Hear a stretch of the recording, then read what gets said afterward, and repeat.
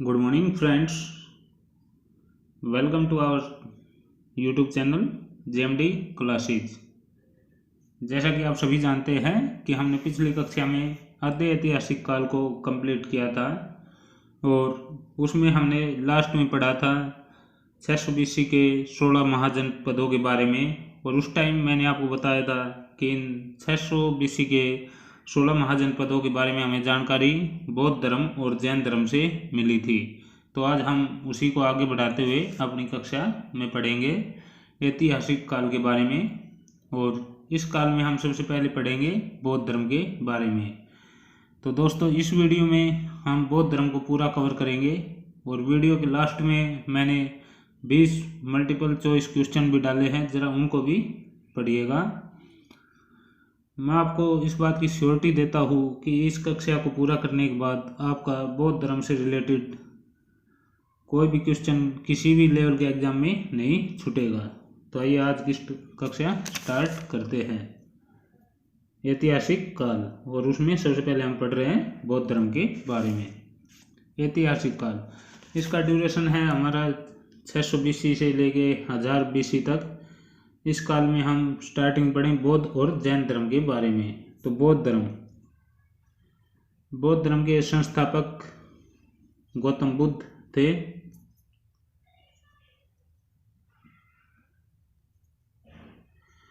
गौतम बुद्ध को एशिया का ज्योतिपुंज भी कहा जाता है। इनका जन्म 563 BC ईसा पूर्व में लुम्बिनी नामक स्थान, जो कपिलवस्तु नेपाल में है, वहाँ पर हुआ था। बचपन का नाम सिद्धार्थ था। इनके पिता का नाम सुधोधन था और माता का नाम महामाया था। और इनकी मौसी का नाम प्रजापति गौतमी था। तो इसके संस्थापक और प्रवर्तक पूछे तो वो गौतम बुद्ध थे बौद्ध धर्म के।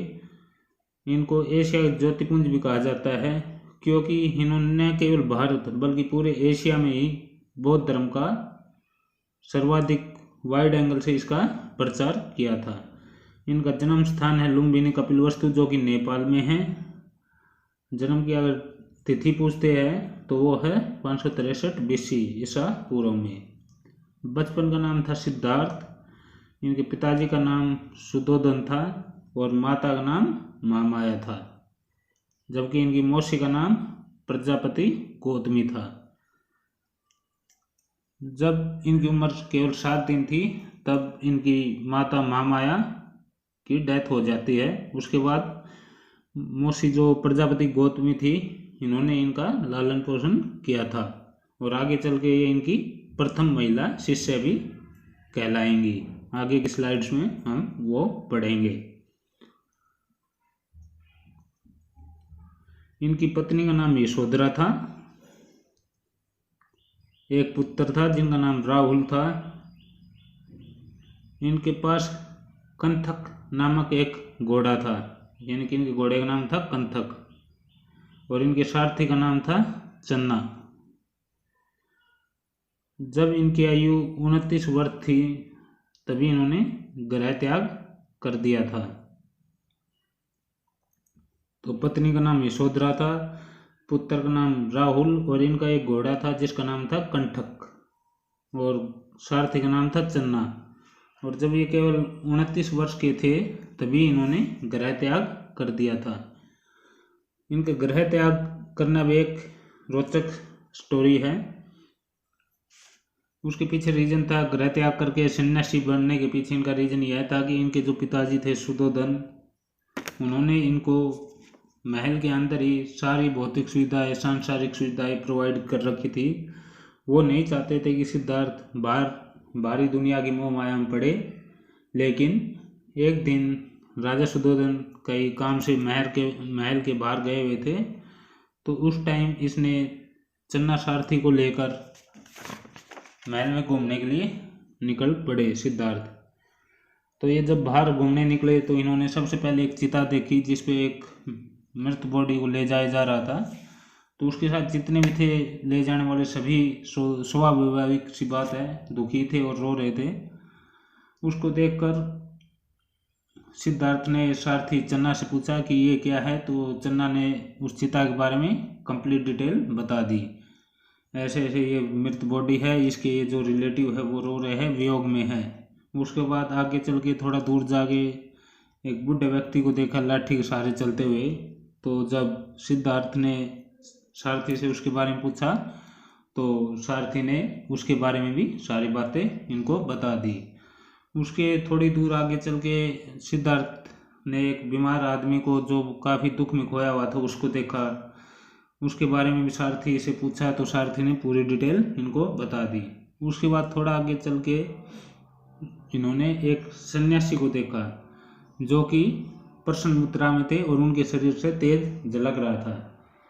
तो सिद्धार्थ ने सारथी चन्ना से पूछा कि ये कौन है, तो उस टाइम सारथी ने इनको बताया कि ये सांसारिक जीवन से मुक्ति पाकर ईश्वर से अपना नाता जोड़े हुए एक सन्यासी है जो गहन तपस्या करने के बाद प्रसन्न मुद्रा में है और इसने सांसारिक मोह भाव छोड़ रखा है। तभी बस इनके दिमाग में ये बात खटक गई और वहीं से इन्होंने सन्यासी रूप धारण करने का मन बना लिया था।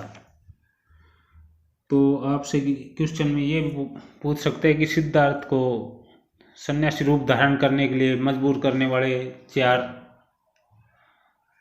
बातें कौन कौन सी है। तो इसमें क्या लिखोगे आप? एक बीमार व्यक्ति, एक बुढ़ा, एक चिता पर जाता हुआ मृत बॉडी और एक सन्यासी।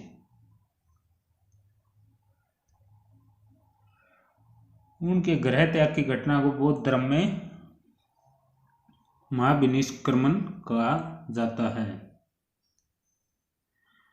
गृह त्याग करने के बाद उन्होंने अनोमा नदी के किनारे पर जाकर राजकुमार के वस्त्र रूप को छोड़कर सन्यासी का रूप धारण किया और वहीं पर अपना सिर मुंडवाया।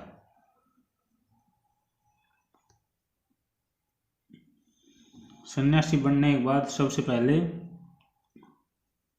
सिद्धार्थ राजगृह गिरिब्रज गए और वहाँ पर उनकी मुलाकात अलार कलाम से हुई। तो इसमें इम्पोर्टेंट है महाविनिष्क्रमण, यानी कि जो गृह त्याग किया महात्मा बुद्ध ने उस प्रक्रिया को बौद्ध धर्म में महाविनिष्क्रमण कहा जाता है। उसके बाद गृह त्याग करने के बाद उन्होंने राजकुमार का जो रूप था वो छोड़कर सन्यासी रूप धारण कहाँ पे किया? अनोमा नदी के किनारे पर। ये इम्पोर्टेंट पॉइंट है इसका।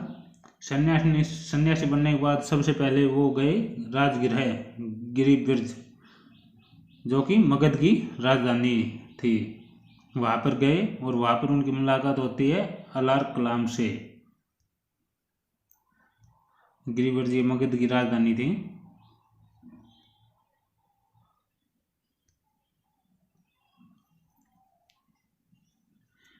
अलार कलाम से ही उन्होंने पहली शिक्षा ग्रहण की थी। इसके बाद वह वैशाली पहुँचे और वहाँ पर रुद्रक रामपुत्र से मिले। वैशाली के बाद वे गया पहुँचे और वहाँ पर उनकी मुलाकात 5 ब्राह्मणों से हुई। तो अगर पूछे गौतम बुद्ध के प्रथम गुरु कौन थे, वो थे अलार कलाम।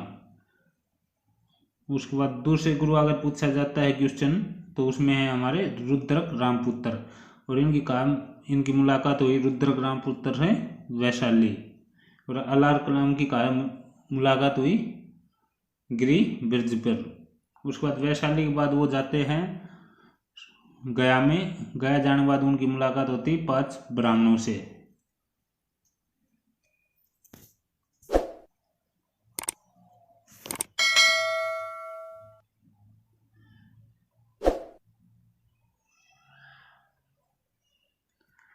गया में उन्होंने लगातार 6 वर्षों तक कठोर तपस्या की और उसके बाद 35 वर्ष की उम्र में उनको गया में निरंजना नदी के किनारे पर पीपल वृक्ष के नीचे महाज्ञान की प्राप्ति हुई। महाज्ञान की प्राप्ति के बाद उन्होंने सुजाता नामक कन्या के हाथों से खीर खाकर अपना अनशन तोड़ा। तो हमने लास्ट स्लाइड में देखा था कि गया में इनकी मुलाकात होती है 5 ब्राह्मणों से। तो गया में ये उन 5 ब्राह्मणों के साथ तपस्या शुरू कर देते हैं, परंतु कुछ वर्षों के बाद निराश होकर पांचों ब्राह्मण तपस्या के बीच में छोड़कर चले जाते हैं, जबकि ये कंटिन्यू रहते हैं।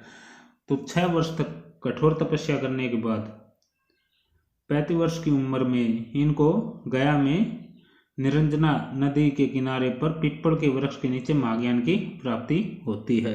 क्योंकि उन्होंने 29 वर्ष की उम्र में गृह त्याग किया, उसके बाद 6 वर्ष तक गया में इन्होंने तपस्या की कठोर, और 35 वर्ष की उम्र में गया में निरंजना नदी के किनारे पर पीपल वृक्ष के नीचे महाज्ञान की प्राप्ति हो जाती है। उसके बाद महाज्ञान की प्राप्ति के बाद सुजाता नामक कन्या के हाथों से खीर खाकर अपना अनशन तोड़ लेते हैं।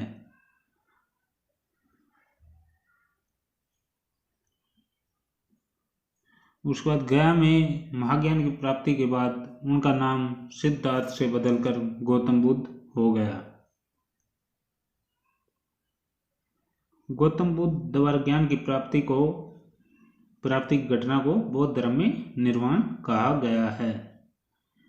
वैशाख महीने की पूर्णिमा को ही बुद्ध पूर्णिमा क्यों मनाई जाती है?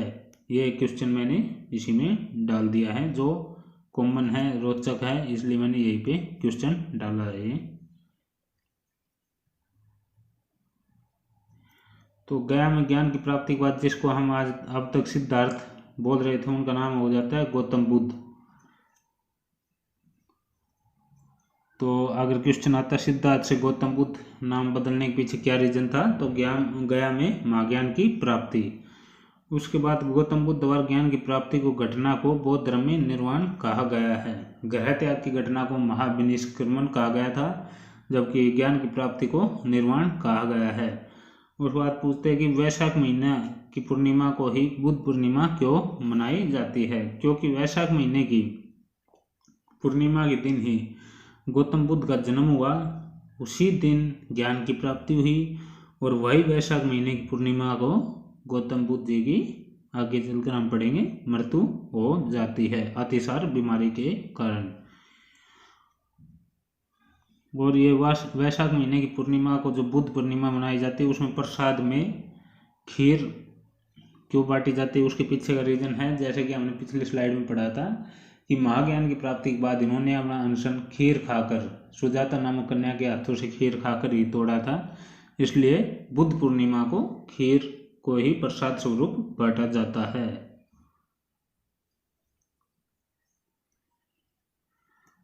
उसके बाद ज्ञान प्राप्ति के बाद गौतम बुद्ध ने अपना पहला उपदेश सारनाथ के मृगवन में दिया।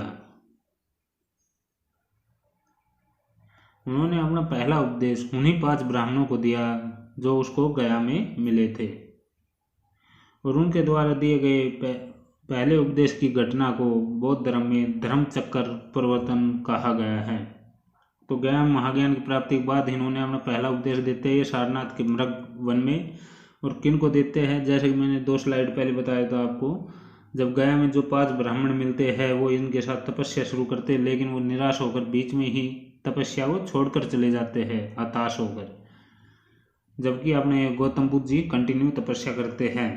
उन्हीं 5 ब्राह्मणों को इन्होंने अपना पहला उपदेश दिया, और उनके पहले उपदेश देने की घटना को बौद्ध धर्म में धर्म चक्र परिवर्तन का नाम दिया गया है। तो ये 3 इंपॉर्टेंट पॉइंट आ चुके हैं। गृह त्याग की घटना को महाविनिष्क्रमण कहा गया है। उसके बाद इसको जो ये पहला उपदेश देते हैं इसको कहते हैं धर्म चक्र परिवर्तन, और महाज्ञान की प्राप्ति को निर्वाण कहा गया है बौद्ध धर्म में।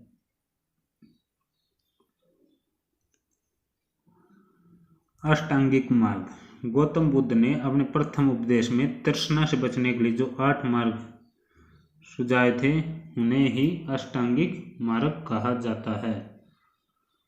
बौद्ध धर्म के त्रिरत्न। गौतम बुद्ध ने बौद्ध धर्म में 3 रत्नों का जिक्र किया है। वो है, फर्स्ट है धम्म, सेकंड है Buddha, and third one is संघ। ये 3 हैं जो बौद्ध धर्म में त्रिरत्न कहलाते हैं। बौद्ध संघ। गौतम बुद्ध ने अपने प्रथम उपदेश के बाद सारनाथ में बौद्ध संघ की स्थापना की।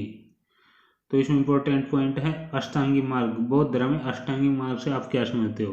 तो जब इन्होंने महाज्ञान की प्राप्ति की और पहला उपदेश जो ब्राह्मणों को दिया था, उसमें उसने देखा कि पूरा विश्व है वो द्वेष भावना से भरा हुआ है, पूरी जिंदगी दुख में डूबी है। उस तृष्णा से बचने के लिए इसने प्रथम उपदेश में अपने 8 मार्ग सुझाए थे और उन्हीं को कलेक्टिवली अष्टांगिक मार्ग कहा जाता है।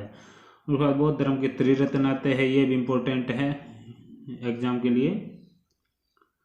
इसमें है धम्म, एक, बुद्ध और संघ। उसके बाद बौद्ध संघ की स्थापना करते हैं सारनाथ में, जहाँ पे पहला उपदेश देते वहीं पे गौतम बुद्ध।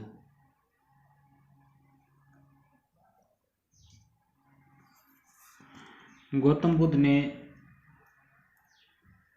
अपने प्रथम उपदेश के बाद सारनाथ में बौद्ध संघ की स्थापना की।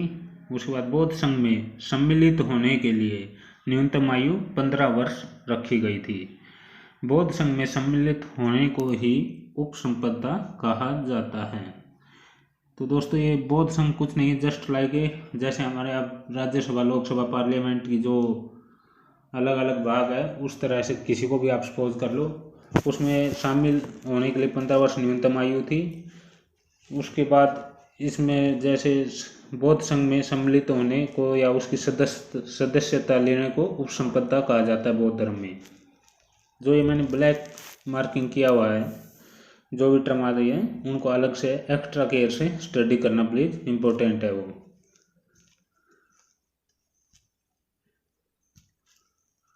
बौद्ध संघ में गणपूर्ति की संख्या 20 थी। गौतम बुद्ध ने सबसे ज्यादा उपदेश श्रावस्ती में दिए थे।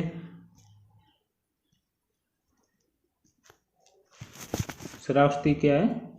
कौशल की राजधानी। अब बौद्ध संघ के बारे में मैंने बताया था। उसके बाद इसमें गणपूर्ति की संख्या 20 थी। गणपूर्ति, बौद्ध संघ में गणपूर्ति किसको कहा जाता है? गणपूर्ति जैसे किसी भी स्तर में, विधानसभा या लोकसभा में, आज के दिन जो उसका कोरिलेट करके बता रहा हूँ, किसी भी सदन में जो मिनिमम सदस्यों की प्रेजेंस होना चाहिए, जिसके बाद वो कुछ बहस हो सके, उसको या उस टाइम बौद्ध संघ में मिनिमम 20 सदस्य होने चाहिए। उसके बाद ही बौद्ध संघ को रिप्रेजेंट किया जाता था या बौद्ध संघ की कार्रवाई होती थी। तो वो गणपूर्ति कितनी थी? 20। गौतम बुद्ध ने अपना सबसे ज़्यादा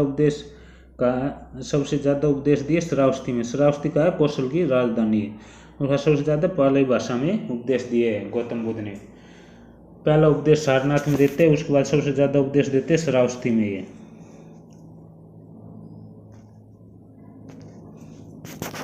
गौतम बुद्ध के प्रथम शिष्य तपस्सु और बल्लुक थे। गौतम बुद्ध की प्रथम महिला शिष्या प्रजापति गौतमी थी, जो कि नाते में उनकी मौसी थी। आनंद और उपाली, यह दोनों गौतम बुद्ध के प्रधान शिष्य थे। ये दोनों गौतम बुद्ध के उत्तराधिकारी बनना चाहते थे, परंतु गौतम बुद्ध ने मना कर दिया। इसी वजह से गौतम बुद्ध बौद्ध धर्म के एकमात्र धर्म गुरु हुए हैं।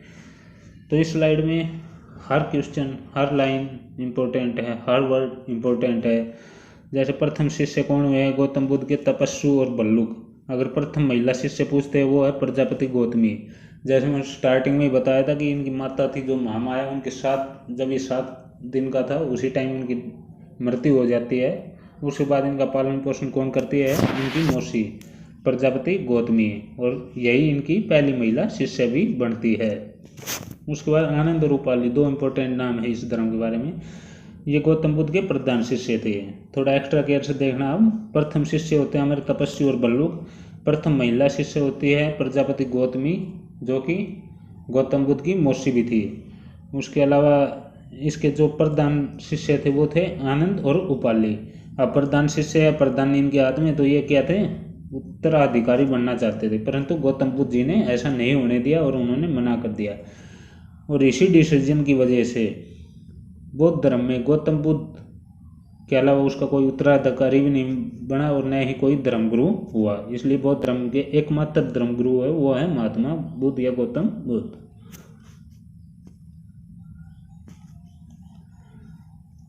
उसके बाद इनका आखिरी उपदेश है, गौतम बुद्ध ने अपना आखिरी उपदेश कुशीनगर में सुभज्ज को दिया।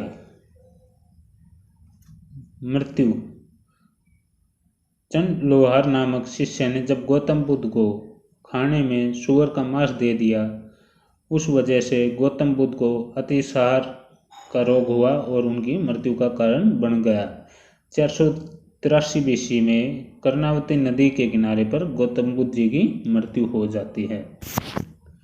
तो उपदेश के बारे में जो इम्पोर्टेंट पॉइंट है या जो संभावित क्वेश्चन है वो है, पहला उपदेश ये देते हैं कहाँ पे, सारनाथ में। उसके बाद किसको देते हैं, 5 ब्राह्मणों को जो गया में इनके साथ पूजा करना, तपस्या करना स्टार्ट करते हैं और बाद में छोड़ के चले गए थे उनको। उसके बाद प्रथम उपदेश की प्रक्रिया क्या बोला गया है, धर्मचक्र परिवर्तन। उसके बाद इनका सबसे ज़्यादा उपदेश देते हैं श्रावस्ती में, पहाड़ी भाषा में। श्रावस्ती क्या है, कौशल की राजधानी। लास्ट उपदेश ये देते हैं अपना कुशीनगर में किसको, सुभच को। तो गौतम बुद्ध अपना आखिरी उपदेश किसको देते हैं, सुभच को।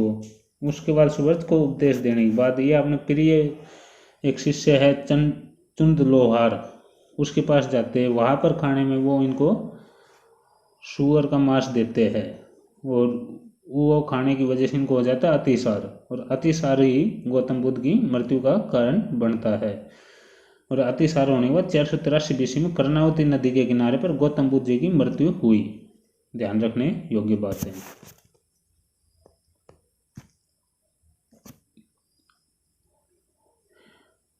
महापरिनिर्वाण। गौतम बुद्ध की मृत्यु की घटना को बौद्ध धर्म में महापरिनिर्वाण का नाम दिया गया है। ये थोड़ा टाइपिंग एरर है यहाँ पर। बौद्ध महासंगति।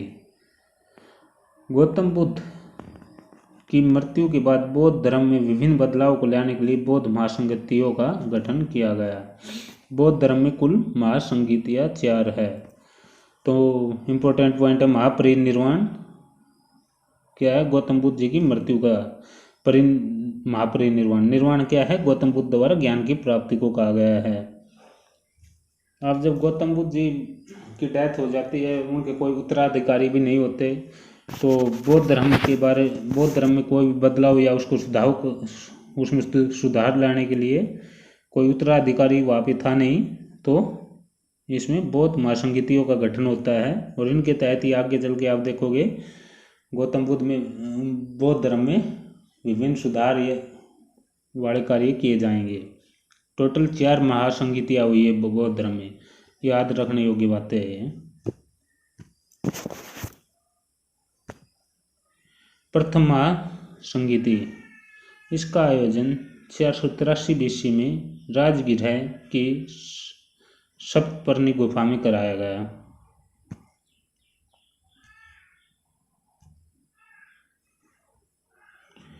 इसका आयोजन हर्यक वंश के शासक अजातशत्रु ने कराया और इसकी अध्यक्षता महाकश्यप नामक बौद्ध भिक्षु ने की।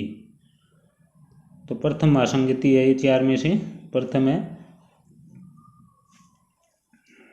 राजगृह की सप्तपर्णी गुफा में कराया गया इसका आयोजन। राजगृह क्या है, सेकंड या थर्ड स्लाइड में आया था। गौतम बुद्ध जब ग्रह त्याग कर देते हैं, सबसे पहले राजगृह में ही राजगृह जाते हैं और वहीं पर जाकर वो उनकी मुलाकात उनके प्रथम गुरु जो है अलार कलाम हुए हैं उनसे हुई थी, वही राजगृह है ये। इस महासंगति का आयोजन किसने कराया, हर्यक वंश के शासक अजातशत्रु ने कराया और उन्होंने इस महासंगति का अध्यक्ष किसको नियुक्त किया, महाकश्यप, जो कि एक बौद्ध भिक्षु थे।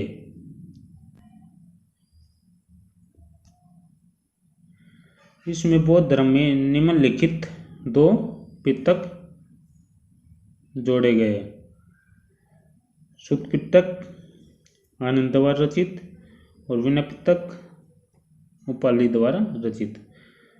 तो प्रथम महासंगति की विशेषता क्या है, 2 पिटक जोड़े गए। बौद्ध धर्म में आप पूरे कंप्लीट करने के बाद पता लगेगा बौद्ध धर्म में 3 पिटक हुए हैं, उनमें 2 पिटक को सुत्त पिटक और विनय पिटक को प्रथम महासंगति में जोड़ा जाता है। उसके बाद आगे आने वाली महासंगतियों में 1 पिटक को और जोड़ा जाएगा। सुत्त पिटक किसने लिखा था, आनंद ने, और उसके बाद विनय पिटक किसने लिखा था, उपाली ने। आनंद और उपाली कौन हुए हैं, गौतम बुद्ध के 2 प्रधान शिष्य थे, जो कि गौतम बुद्ध के उत्तराधिकारी बनना चाहते थे, बट गौतम बुद्ध जी ने मना कर दिया था। ये वही आनंद और उपाली है।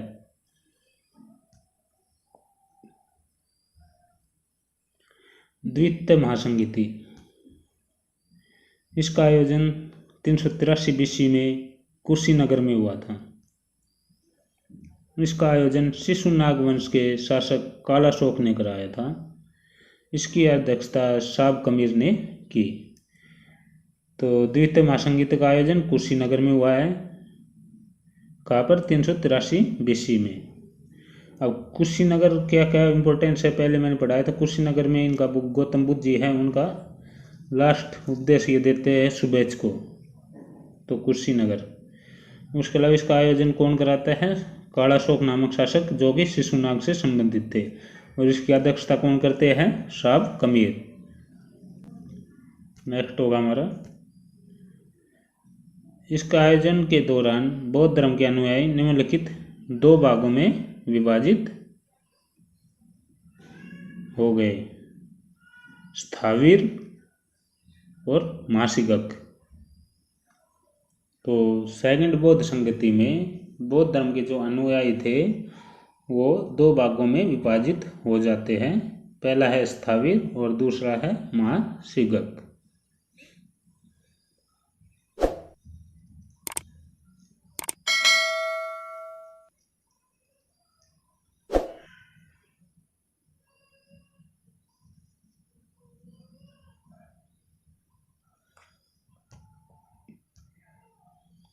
उसके बाद है तृतीय महासंगीति। इसका आयोजन 251 BC में पाटलिपुत्र में हुआ।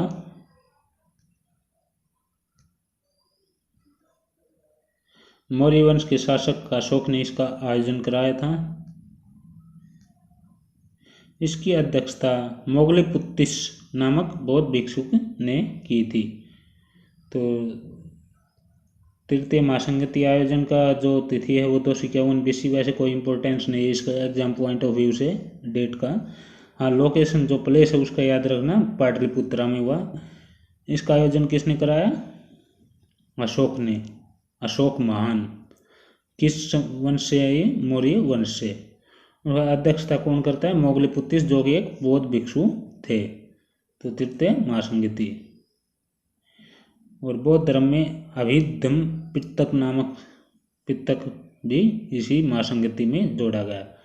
तो पहली महासंगति में 2 पितक जोड़े थे, विनय पिटक और श्रुति पिटक, और इसमें जो तीसरा पितक है वो जोड़ा गया था।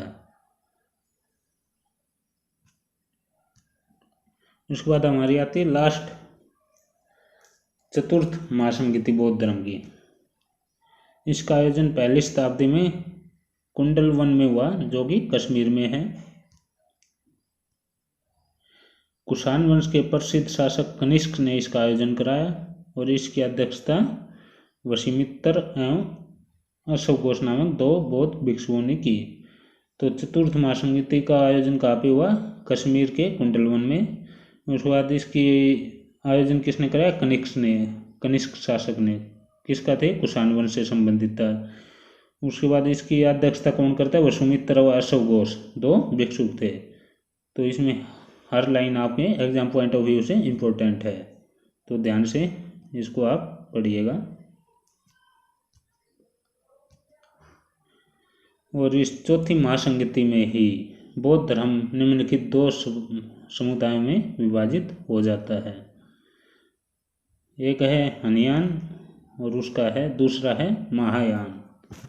तो इन पे डिटेल से वीडियो नेक्स्ट वीडियो में हम पढ़ लेंगे हनियान और महायान के बारे में। अब हम इस वीडियो का सेकंड पोर्शन यानी दूसरा भाग हम स्टार्ट करते हैं, जो मैंने बताया था आपको, मल्टीपल चॉइस क्वेश्चन। ये क्वेश्चन आपको टोटल 20 है, बट अगर आप इनको देखेंगे तो ये 80 क्वेश्चन के बराबर है, क्योंकि इसमें मैंने 4 ऑप्शन में जेन्युइन एक ऑप्शन सही है, उसके साथ बाकी जो 3 ऑप्शन हैं उनके बारे में भी कोरिलेट करके एक्सप्लेन किया हुआ है। तो स्टार्ट करते हैं।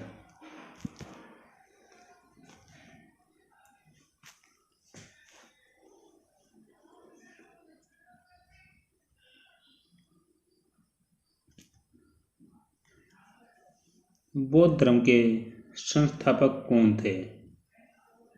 बहुत ही सरल क्वेश्चन है, ये स्टार्टिंग है इसलिए बिल्कुल आसान है। स्वामी विवेकानंद जी, गौतम बुद्ध, महर्षि वेदव्यास, राणा डे। हर क्वेश्चन के बाद टाइप होने के बाद मैं 2 से 3 सेकंड का गैप दूंगा, उसके बाद आंसर बताऊं ताकि आप खुद को इवेल्युएट कर सको।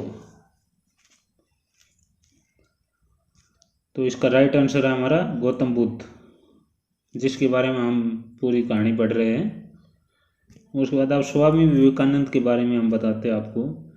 ये किस किस की स्थापना करते हैं अपने जीवन काल में? रामकृष्ण मठ की, उसके बाद इन्होंने स्थापना की रामकृष्ण मिशन की और वेदांत सोसाइटी की।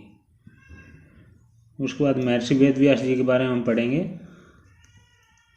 इन्होंने स्थापना की थी, सभी को पता है, हमारे महान ग्रंथ महाभारत की। उसके बाद राणा डे जी ने स्थापना करते हैं ये दक्कन एजुकेशनल सोसाइटी की। तो फर्स्ट क्वेश्चन कंप्लीट हुआ हमारा। इसमें स्वामी विवेकानंद के बारे में हमें पता लग गया, गौतम बुद्ध के बारे में ऑलरेडी हम पढ़ चुके हैं, महर्षि वेदव्यास जो कि सभी को पता ही हुआ है मैक्सिमम, और राणा डे की एक स्थापना है जो दक्कन एजुकेशनल सोसाइटी है, उसके बारे में हमें पता लग गया है। नेक्स्ट क्वेश्चन हमारा है, गौतम बुद्ध का बचपन का नाम क्या था? बहुत ही सिंपल सा क्वेश्चन है।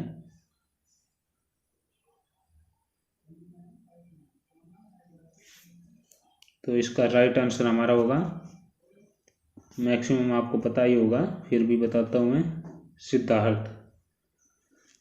अब बाकी 3 ऑप्शन के बारे में हम देखेंगे। राहुल किसका नाम था? इनके पुत्र का। उसके बाद सुधोधन इनके पिताजी का नाम था। चन्ना कौन था? इनके सारथी थे। उसके बाद इनके घोड़े का नाम कंठक था, वो एडिशनल मैं बता रहा हूँ आपको। हमारा नेक्स्ट क्वेश्चन होगा क्वेश्चन नंबर 3। निम्नलिखित में से असत्य कथन को चुनो। गौतम बुद्ध का जन्म लुम्बिनी कपिलवस्तु जो कि नेपाल में हुआ था, सत्य है ये तो। पत्नी का नाम यशोधरा था। 40 वर्ष की आयु में इन्होंने गृह त्याग किया था और घोड़े का नाम कंठक था। तो इसमें असत्य होगा, और जो हमारा आंसर होगा वो 40 वर्ष की उम्र में इन्होंने गृह त्याग किया था, जबकि इसका ट्रू आंसर होगा 29 वर्ष की आयु में इन्होंने गृह त्याग किया था। और उस घटना को क्या बोलते हैं? बौद्ध धर्म में महाविनिष्क्रमण। उसके बाद ये राइट है हमारा, पत्नी का नाम यशोधरा था, ये भी राइट है। उसके बाद घोड़े का नाम कंठक था, और जबकि सारथी का मैंने लास्ट स्लाइड में बताया चन्ना था।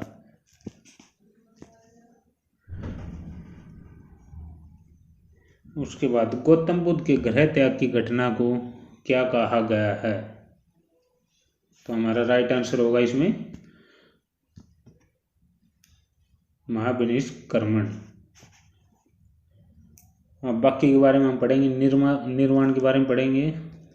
निर्वाण क्या था? गौतम बुद्ध द्वारा महाज्ञान की प्राप्ति की घटना को निर्वाण कहा गया। अनुमा क्या? अनुमा कोई घटना नहीं है, एक नदी का नाम है। सॉरी, ये पहले धर्मचक्र परिवर्तन का है, जहाँ पहला उपदेश ये सारनाथ में 5 ब्राह्मणों को देते, तो उस घटना को धर्मचक्र परिवर्तन कहा गया है। उसके बाद अनुमा एक नदी थी जहाँ पर इन्होंने अपना राजकुमार वाले वस्त्र त्यागे थे और सन्यासी रूप धारण किया था। उसके बाद हमारा नेक्स्ट क्वेश्चन है, गौतम बुद्ध गृह त्याग के बाद सबसे पहले किस स्थान पर गए थे? तो हमारा राइट आंसर होगा राजगृह गिरिव्रज, जो कि मैं इस स्लाइड में कम से कम 6 से 7 बार रिपीट कर चुका था। सिंपल सा क्वेश्चन है। सिंपल क्वेश्चन ये तब है जब आपने ये पूरी वीडियो देखी है। अगर आपने इस वीडियो को नहीं देखा, डायरेक्ट इन क्वेश्चन को अटेम्प्ट करोगे आप, तो यही आपके लिए टफ हो जाते हैं। अब बाकी ऑप्शन के बारे में हम पढ़ेंगे।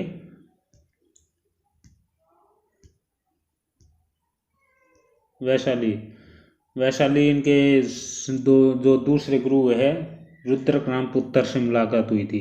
इनके पहले गुरु कौन थे? अल्लाह कलाम, ठीक है। और वैशाली जाते राजगृह के बाद। उसके बाद गया क्या है?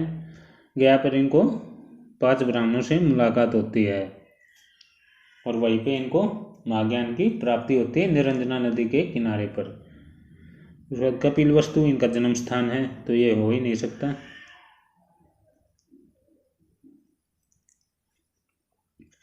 तो दोस्तों इन क्वेश्चन को आसान बनाने के लिए पहले आप उस वीडियो को देखिए, उसके बाद यहाँ पे आओगे तो काफ़ी सिंपल क्वेश्चन ये लगेंगे। अगर आप डायरेक्टली इन क्वेश्चन को अटेम्प्ट करोगे तो बहुत ही टफ है। उसके बाद गौतम बुद्ध ने पहली शिक्षा किससे ली?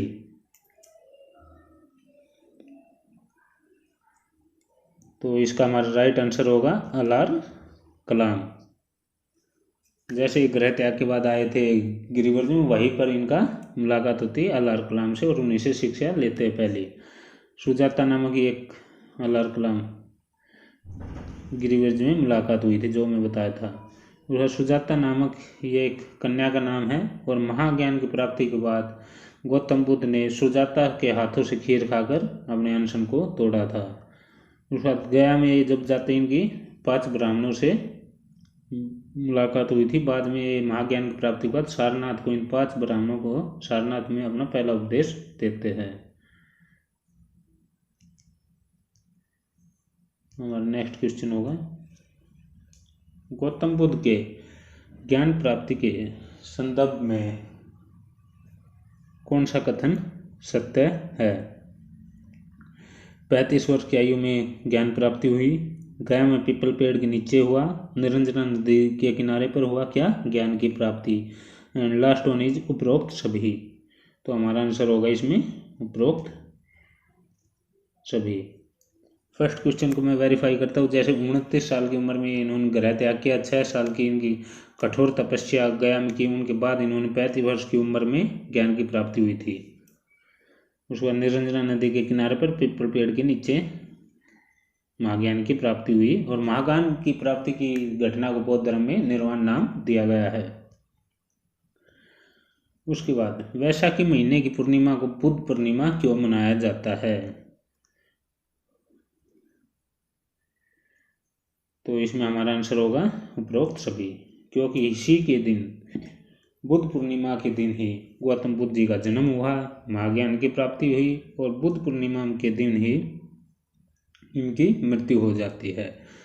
मतलब जब ये सेकंड ऑप्शन है इनके ज्ञान की प्राप्ति हुई, तो मैं बार बार रिपीट कर चुका हूँ कि इन्होंने महाज्ञान की प्राप्ति के बाद सुजाता नामक कन्या के हाथों से खीर खाकर अपना अनशन तोड़ा था। तो इसी वजह से बुद्ध पूर्णिमा को खीर को प्रसाद के रूप में बांटा जाता है। गौतम बुद्ध ने पहला उपदेश कहाँ दिया? Very simple question. हमारा आंसर होगा सारनाथ में। किनको दिया उपदेश? 5 ब्राह्मणों को। और सारनाथ के मृगवन में। गया से क्या है? गया में इनको महाज्ञान की प्राप्ति हुई थी। वैशाली क्या है? गया में महाज्ञान की प्राप्ति। उसके बाद सिद्धार्थ का नाम बदलकर गौतम बुद्ध कब रखा गया? ग्रह त्याग करने पर, महाज्ञान प्राप्ति पर, पहला उपदेश देने के बाद, या उपरोक्त में से कोई नहीं। तो आप अपना क्वेश्चन आंसर बताइए और इसका जेन्युइन जो आंसर होगा वो होगा महाज्ञान की प्राप्ति के बाद। उसके बाद गौतम बुद्ध ने पहले उपदेश में तृष्णा से बचने के लिए जो 8 मार्ग सुझाए उनको कहा गया अष्टांगी मार्ग या त्रिरत्न, इन दोनों में से कोई नहीं या ये दोनों। तो अनडाउटली इट इज अष्टांगी मार्ग। त्रिरत्न अलग बात है, बौद्ध धर्म में त्रिरत्न दिए हैं इन्होंने 3, और उन तीनों का नाम क्या है? धम्म, उसके बाद Buddha and last one is संघ। गौतम बुद्ध किस वंश के थे? बहुत ही इंपॉर्टेंट क्वेश्चन है। गौतम बुद्ध किस वंश के थे? तो बताइएगा शाक्य वंश के। कोली वंश के कौन थे? शाक्य वंश के थे, और इसलिए इनको शाक्य मुनि भी कहा जाता है। अब कोली वंश से इनकी माता थी जिनका नाम था महामाया।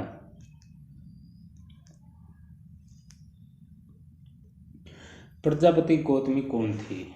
इन्होंने गौतम बुद्ध की जिंदगी में एक इम्पोर्टेंट रोल प्ले किया है, महत्वपूर्ण भूमिका निभाई है। तो फर्स्ट ऑप्शन हमारा गौतम बुद्ध की माता, second one is Gautam Buddha की मौसी, third one is Gautam Buddha की पहली महिला शिष्य, और फोर्थ में है सेकंड और थर्ड दोनों। तो इसमें हमारा आंसर होगा फोर्थ, यानी कि ये गौतम बुद्ध की मौसी भी थी, उसके बाद पहली महिला शिष्य भी प्रजापति गौतमी ही हुई थी महाज्ञान की प्राप्ति के बाद, और गौतम बुद्ध की माता का नाम महामाया था। उसके बाद बौद्ध संघ के संदर्भ में सत्य कथन। तो दोस्तों ये भी वेरी वेरी इंपॉर्टेंट क्वेश्चन है, इसको तो रट लो आप एग्जाम पॉइंट ऑफ व्यू से। इसका होगा सम्मिलित होने की न्यूनतम आयु 15 वर्ष, स्थापना सारनाथ में हुई, और इसमें सम्मिलित होने को उपसंपदा कहते हैं। ये सारे राइट आंसर है, और हमारा आंसर होगा फोर्थ उपरोक्त सभी।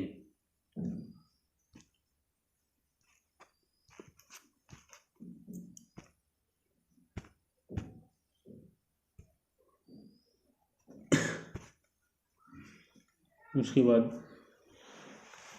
गौतम बुद्ध ने सबसे ज़्यादा उपदेश कहाँ दिए?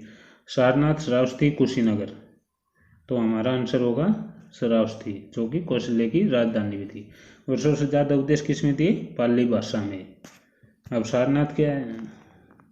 पाली भाषा में बताया था अभी।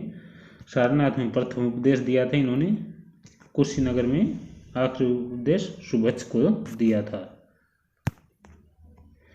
गौतम बुद्ध के प्रथम शिष्य कौन थे? ये very very important exam point of view से, इसको आप रट लो चाहिए। ये है हमारा 5 ब्राह्मण, तपस्या एवं भल्लुक, प्रजापति गौतमी, आनंद एवं उपाली।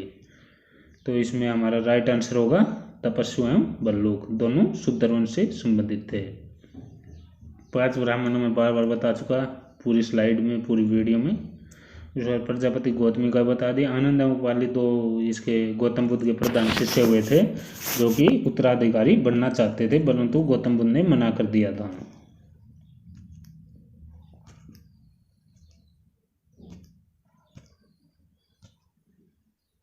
गौतम बुद्ध की मृत्यु के बारे में कौन सा कथन सत्य है? 483 BC में इनकी मृत्यु हुई, अतिसार की वजह से हुई। मृत्यु की घटना को महापरिनिर्वाण कहा गया है। तो ये सभी सही है, तो हमारा राइट आंसर होगा फोर्थ वन जो है उपरोक्त सभी। 483 BC ईस्वी में हुआ, जब ये चुंद लुहार के पास जाते हैं अपने शिष्य के पास, तो वो इनको खाने में सूअर का मांस देते हैं, जिसकी वजह से इनको अतिसार होता है, और अतिसार की वजह से इनकी 483 BC में कर्णावती नदी के किनारे पर डेथ हो जाती है।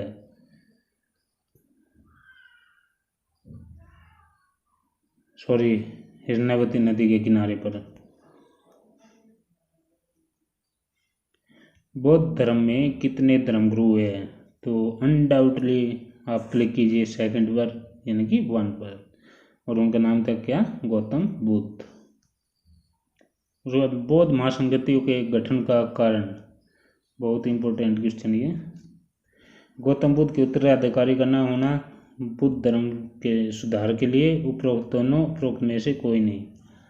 मैंने बताया था इसके जो 2 प्रधान शिष्य हुए थे, आनंद और उपाली, वो इनके उत्तराधिकारी बनना चाह रहे थे, परंतु गौतम बुद्ध ने मना किया था उत्तराधिकारी घोषित करने से। उसके बाद इनकी मृत्यु हो जाती है। तो बौद्ध धर्म में न तो इनका कोई उत्तराधिकारी था, उसके बाद कोई धर्मगुरु भी नहीं हुआ, तो बौद्ध धर्म एक स्थिरता आ गई थी उसमें।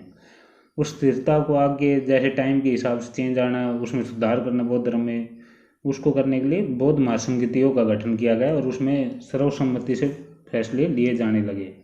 तो इसके दोनों ऑप्शन सही है, उत्तराधिकारी का न होना, उसके बाद बौद्ध धर्म में सुधार के लिए।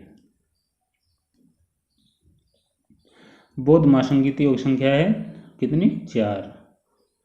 बौद्ध धर्म में कितने पितक हैं? 3। मैंने बताया था आपको, स्पीडली बता रहा हूँ मैं, क्योंकि नॉर्मल क्वेश्चन है। तीनों का नाम क्या क्या था? श्रुति पिटक, जो आनंद इसका प्रधान शिष्य था एक, उसने द्वारा रचित था। उसके बाद विनय पिटक, ये था उपाली द्वारा। उसके बाद अभिधम पिटक, ये 3 पिटक थे। चौथी बौद्ध महासंगति में बौद्ध धर्म कितने समुदायों में बटा? 2 में। लास्ट क्वेश्चन ये हमारी क्लास का, इस क्लास का, हीनयान समुदाय और महायान समुदाय। तो दोस्तों आज की क्लास को हम यहीं पर रोकते हैं, आज के लिए इतना ही। अगली कक्षा में हम पढ़ेंगे जैन धर्म के बारे में, उसमें भी हम इसकी तरह पूरा डिटेल में मैटेरियल लेकर आएंगे। आज की कक्षा अगर आपको पसंद आई हो तो लाइक शेयर एंड सब्सक्राइब ज़रूर कीजिएगा और बेल आइकन को दबाइएगा, जिससे कि अगली कक्षा आते ही आपको नोटिफिकेशन मिल जाए। चलो, thank you, goodbye, take care.